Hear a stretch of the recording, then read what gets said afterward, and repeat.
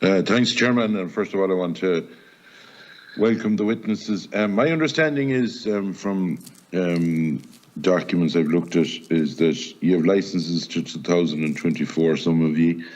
That was a license given by the Department of Agriculture. Have you talked to the Department of Agriculture about that? This is the first question. I'll just do quick fire ones now because I won't hold you all day.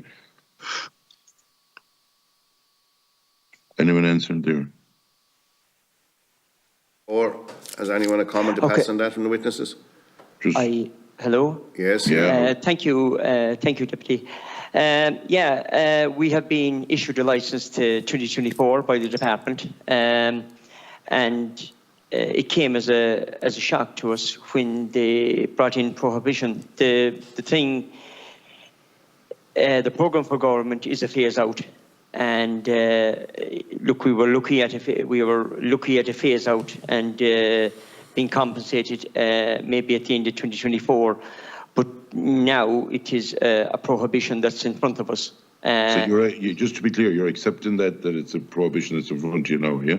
It's a prohibition that's in front of us, but we don't think it's fair. Right. Second question, you mentioned asbestos there, and you mentioned €50 a square metre.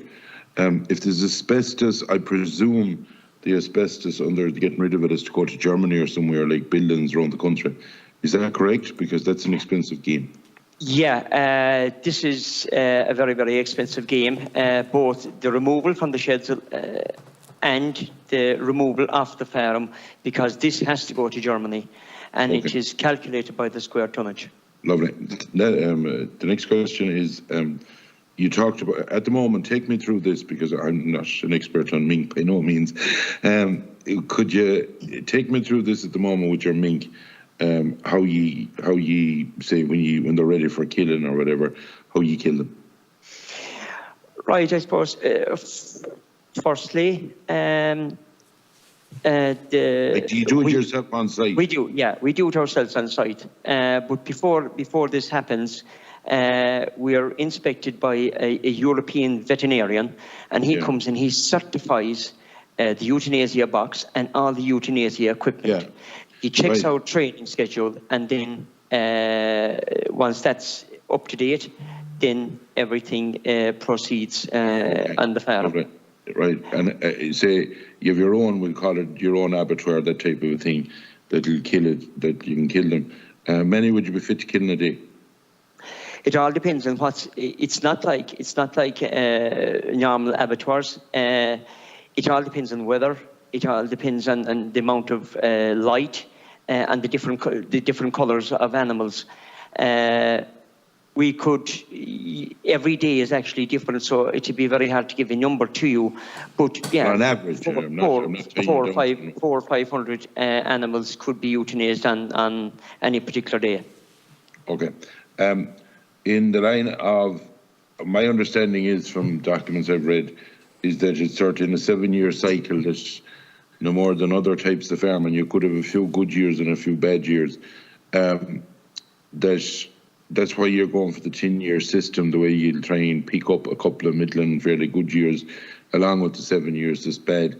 On top of that, what type of investment, or is there an allocation under the department, say, look at one person, no more than a slatted shed for cattle, might have it up 20 years. Another person might be only after going into the bank and borrowing for a slatted shed 2 or 3 years before. I'm trying to give a comparison.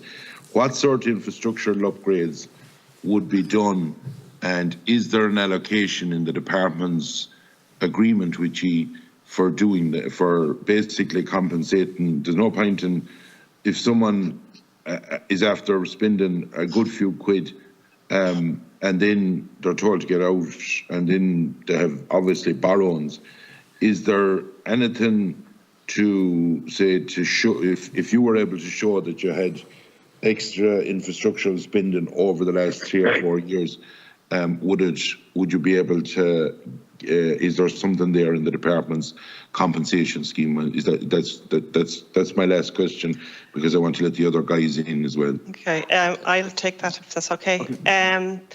In 2012, when we were supposed to be stopped in mink farming in 2012, but we got back in again.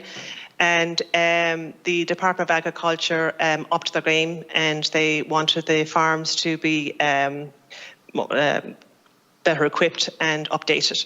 So on our farm, we had to put up new houses to put up the 2 stories. We had 2 farms. One farm was okay, we could do it, but the second farm we couldn't. So we had to actually put up new houses. We have 6 new double houses, right? No. And 4. sorry. Sorry, okay. And apologise. Sorry. Oh, sorry. And with that, we have spent in around 3.5 to 4 million euros on that, because we had to put in guttering to catch the manure. We had to put in water gutterings for taking the water to take the water from the roofs out, the rainwater out. We had to put in all top new cages. Also, the cage size has changed, so which was a recommendation of the EU, but which is law by Irish. So we had to put in all them. As I said, we put up the new houses because our houses are old, so it wouldn't fit the second story to give the area. I understand that fully, and you have a massive amount of work done from what you've said. My question is there an allowance in the compensation that the department is offering for people that are left in that situation? Because obviously you wouldn't have the money in your back pocket just to do all that type of enormous work. No, there is no allowance. If I could put it into perspective, right, the way the department is giving us the compensation package at this moment in time, hand on heart, right, with the prices the way they're going up, the money that I would receive, that money in one sale. Okay.